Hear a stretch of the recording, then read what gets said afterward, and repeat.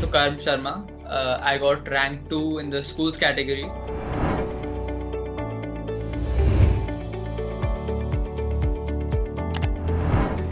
I feel that it's necessary to do more than just textbook reading, and to follow the curriculum strictly is a bit boring.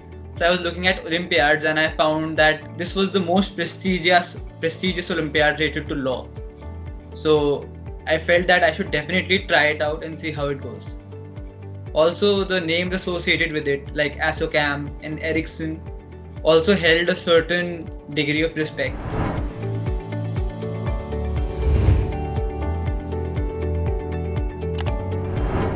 First of all, I studied the IPATSC official study guide.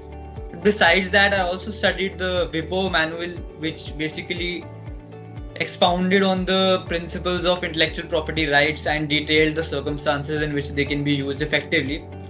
Further, I also studied certain IPR case laws through Live Law, which is an app to basically follow the contemporary legal happenings.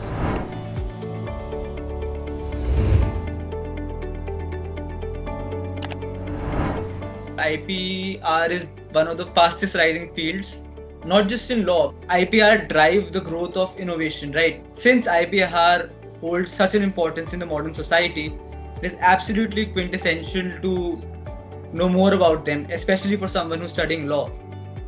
And regarding the transition, especially since I'm in 12th, I found it relatively smooth. Like, even though IPR is not a very common subject, its laws were very interesting to read, so I did not feel any undue pressure or difficulty while perusing them.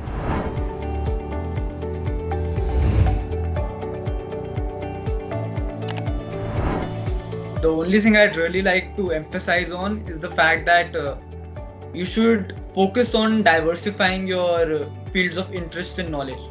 For example, you would not normally associate a humanities student with intellectual property rights, but it's necessary for us to broaden our horizons and diversify our sources if we're to become valuable members of the multidisciplinary society.